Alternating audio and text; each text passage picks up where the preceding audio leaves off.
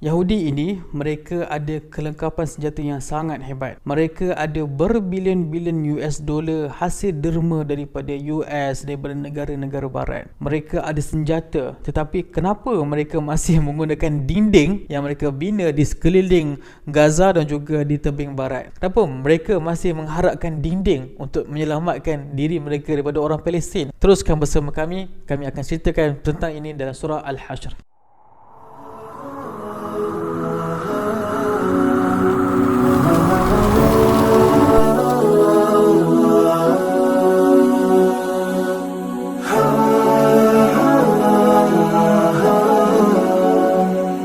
Assalamualaikum warahmatullahi wabarakatuh. Alhamdulillah, episod-episod sebelum ini kami telah kongsikan kepada anda bagaimana Allah Subhanahu Wa Taala menceritakan tentang masa hadapan Yahudi melalui surah Ali Imran, melalui surah Al-A'raf, dan surah Ali Imran kita pecahkan kepada 2 episod, dan surah A'raf juga kita pecahkan kepada lagi 2 episod, dan surah Al-Hashr insya-Allah hari ini saya akan kongsikan anda, tapi ia hanya 1 episod sahaja. Dan selepas ini kita akan masuk ke dalam surah Al-Isra, dan itu akan jadi penghujung kepada kembara 30 ini insya-Allah. Doakan kepada Allah Taala agar selesailah misi saya untuk berkongsi kepada anda 30 episod tentang isu-isu Palestin melalui 30 ayat Al-Quran sebagai ayat utama, dan juga ia berkaitan dengan ayat-ayat yang saya kongsikan sepanjang meneruskan video-video ini.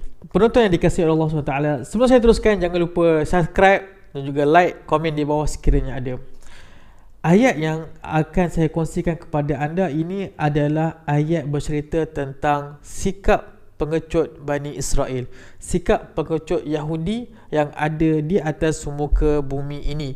Dan ayat ini diturunkan khusus kepada orang-orang Yahudi yang berada di Madinah, khususnya kaum Bani Nadir, yang mana Allah Subhanahu Wa Taala sebutkan la antum ashaddu rahbatan fi sudurihim minallah dzalika biannahum qaumun la ya'qilun, yang bermaksud orang-orang Yahudi ini dalam hati mereka sangat ditakuti lebih dari Allah.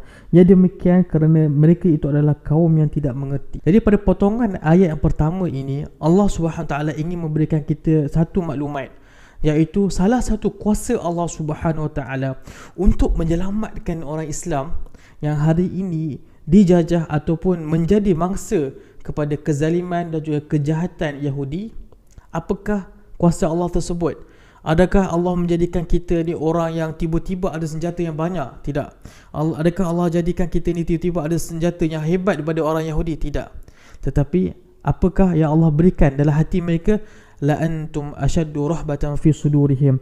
Dalam hati mereka, mereka ini berasa sangat-sangat takut dengan orang Islam. Ya, antara satu kuasa Allah SWT yang mana Allah nak tunjuk Allah ini selamatkan orang Islam daripada orang-orang Yahudi, bukannya Allah matikan mereka serta-merta, tidak. Tetapi Allah menjadikan hati mereka ini berasa sangat takut. Bahkan dalam ayat ni, asyaddu rahbatan fi sudurihim minallah, lebih takut lagi daripada Tuhan mereka sendiri, daripada Allah Subhanahu Wa Taala. Dzalika bi annahum qaumun la yafqahun. Itu disebabkan mereka ini adalah kaum yang tidak memahami. Dan kalau kita lihat pun pada hari ini, kita lihat bagaimana treatment ataupun tasarrufat, tindakan-tindakan orang-orang Yahudi ini, tak kira lah dari pendatang haram ke, ataupun dari segi polis mereka sendiri ke, daripada askar sendiri ke, daripada pemimpin-pemimpin mereka ini bertindak dengan cara yang sangat pengecut dengan orang-orang Islam sendiri. Bayangkan, dengan budak-budak pun ditangkapnya, dengan umur 3 tahun dah masuk ke penjara. Kalau hari ini kita masuk ke penjara Palestin, kemungkinan kita akan lihat itu macam tadika sekolah. Sebab apa? Banyak sangat orang-orang muda, banyak sangat budak-budak sekolah rendah dan bawah daripada umur 6 tahun pun ada yang dah masuk penjara. Jadi mereka ini sangat pengecut. Nak tangkap seorang budak yang berumur belasan tahun pun memerlukan ramai orang, mungkin berbelas-belas tentara Zionis yang cuba untuk melakukan perkara tersebut. Dengan wanita pun mereka sepak terajang dengan pakaian dengan penuh kelengkapan apa semua, tapi dengan wanita mereka buat perkara tersebut sebab mereka ini sangat-sangat pengecut. Dan kalau kita lihat pun dalam perang Saiful Quds yang berlaku pada tahun lepas, apabila berlakunya perang tersebut, mereka dah takutlah dengan orang-orang Hamas. Mereka dah tak berani dah nak main api dengan orang-orang Hamas. Dan apabila berlakunya selepas perang Saiful Quds tu, ada satu perayaan yang mereka yang namakan Hari Jerusalem. Mereka merayakan perayaan tersebut di Masjid Al-Aqsa. Tapi disebabkan mereka takut dengan serangan Hamas yang berlaku ketika perang Saiful Quds, mereka hanya buat di sekeliling Masjid Al-Aqsa sahaja. Tak berani pun nak masuk sebab takut kena roket. Dan paling ramai pun, yang paling hebat pun boleh buat dekat Babul Amud, dekat pintu Al-Amud. Itu pun hanya berapa puluh orang sahaja yang hadir. Sebab apa? Sebab Allah dah letakkan hati mereka ini takut. Dan kalau kita lihat pun dah banyak dah sebenarnya video-video ataupun footage yang menunjukkan orang Yahudi ni lari daripada budak-budak Palestin sendiri. Mereka ini lari sedangkan mereka ada senjata, mereka ada negara yang kononnya boleh menyelamatkan mereka, tapi mereka tak berani. Dan itu adalah orang yang dah jadi tentera. Kalau tengok orang-orang Yahudi sendiri pun yang belum jadi tentera, berapa banyak dalam kalangan mereka ini sanggup lari daripada negara mereka sebab tak nak menjadi tentera sendiri. Sebab mereka ini takut dengan orang-orang Palestin. Mungkin mereka tak sokong pun dengan penjajahan, tetapi saya yakin bahawa banyak juga dalam kalangan mereka sebenarnya tak berani untuk bertempur dengan orang-orang Palestin. Orang Palestin ini, mereka adalah penduduk asal di bumi Palestin. Jadi mustahil kalau mereka ini semangatnya untuk berjuang untuk membebaskan bumi kelahiran mereka lebih daripada orang Yahudi sendiri. Jadi salah satu rahsia Allah Subhanahu Wa Taala untuk menundukkan musuh yang ada di hadapan kita pada hari ini adalah dengan meletakkan ar-ru'bah ataupun ruhbah, iaitu merupakan rasa takut. Dan salah satu bentuk ketakutan mereka, pengecut mereka, kita sambung ayat seterusnya, la yuqatilunakum jami'a. Dan orang-orang Yahudi ini, mereka tidak berani untuk menyerang orang Islam dalam keadaan jami'ah, dalam keadaan orang Islam dalam keadaan yang ramai, maksudnya dalam keadaan bersatu. Jadi sebab itu mereka ini cuba sedaya upaya untuk memecahkan orang Islam.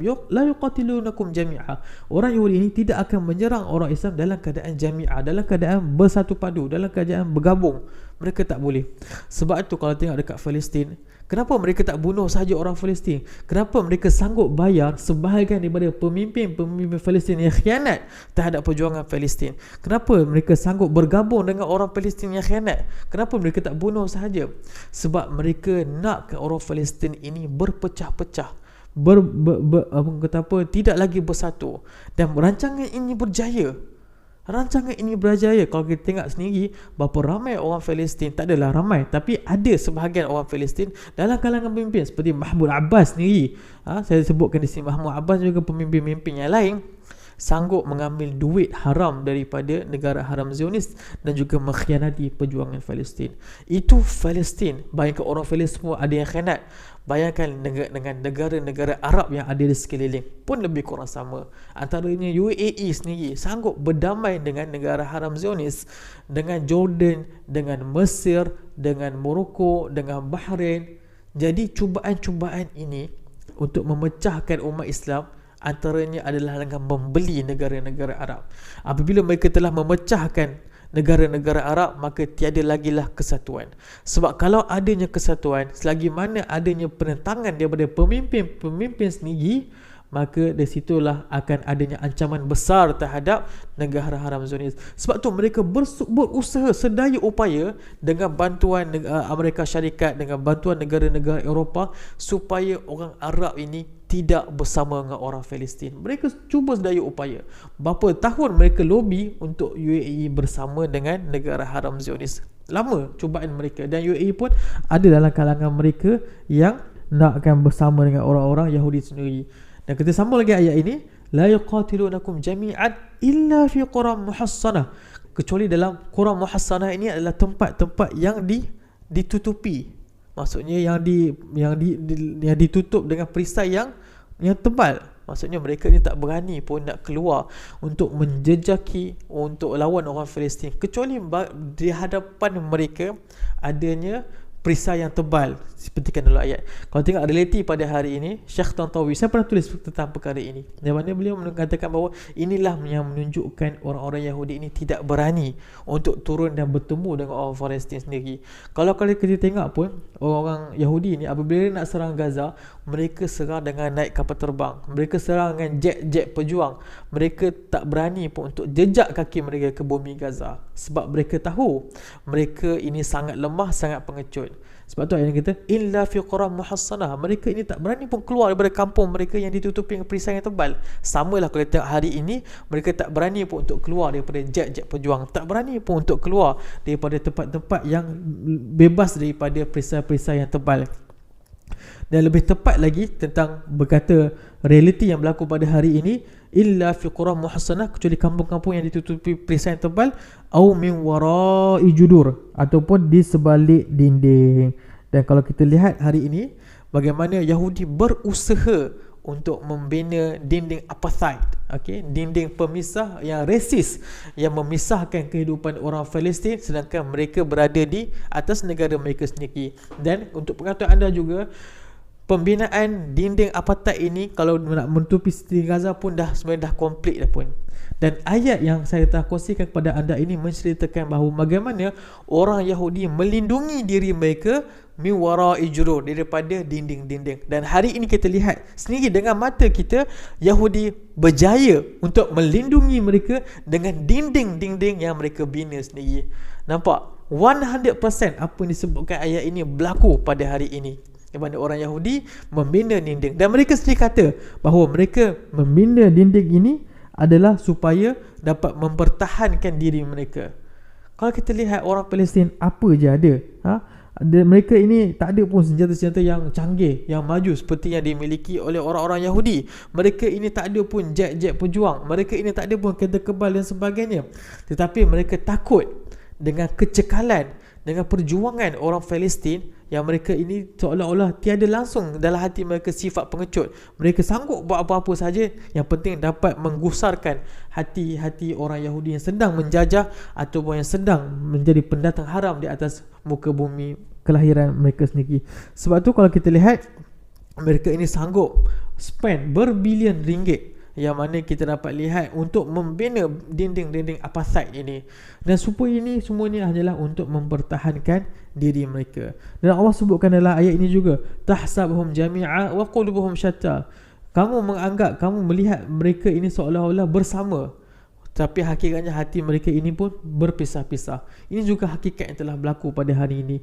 Kita melihat orang-orang Yahudi ini seolah-olah macam mereka kuat, mereka ada negara yang kuat, sedangkan tak pun. Mereka ini tidak boleh hidup kalau tanpa adanya bantuan pada US. US beri berbilion US dollar kepada orang Yahudi, sebab memang orang Yahudi perlukan benda tu. Kalau mereka tak ada bantuan daripada US, mereka ni dah hancur sekelip mata sebenarnya. Kalau mereka tak ada bantuan daripada orang negara-negara barat pun, mereka ni dah hancur. Sebab apa? Sebab mereka ini pun sebenarnya berpecah belah. Orang-orang Yahudi pun berpecah belah. Orang ketika nampak ada sebahagian dakwah yang mengatakan orang Yahudi ni bersama, mereka ni ada kesatuan. Sebenarnya tak. Yahudi sendiri pun adanya berlaku resis antara mereka. Mereka membezakan antara Yahudi yang berkulit putih, Yahudi yang mata biru, yang rambut perang, ataupun yang kita panggil Yahudi Ashkenazi. Yahudi yang datang daripada Eropah. Ada juga Yahudi yang datang daripada Mirazi, Yahudi yang datang negara-negara Arab, kalau saya tak silap, utara Arab dan juga di Spanyol. Mereka ni lain pula kelasnya. Ada juga Yahudi Flasha, Yahudi yang berkulit hitam.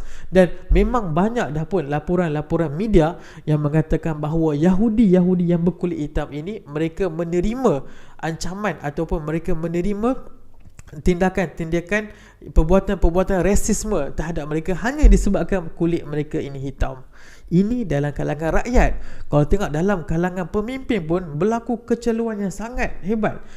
Yang mana kita dapat lihat mereka ini adanya yang ekstremis agama yang nak sangat Masjid Aqsa kalau boleh nak bom hari ni. Ada juga yang liberal. Mereka ini juga nak juga bebas nak juga negara Israel, tapi mereka ini nak juga takut juga dengan orang Palestin. Mereka ini tak nak sangat too harsh dengan orang-orang Palestin. Kalau tak kita kena balik. Ada juga yang tengah-tengah yang sanggup bergabung dengan orang Palestin. Tapi nak cerita kat sini adalah orang Yahudi sendiri qulubuhum syatta. Hati-hati mereka ini berpecah belah.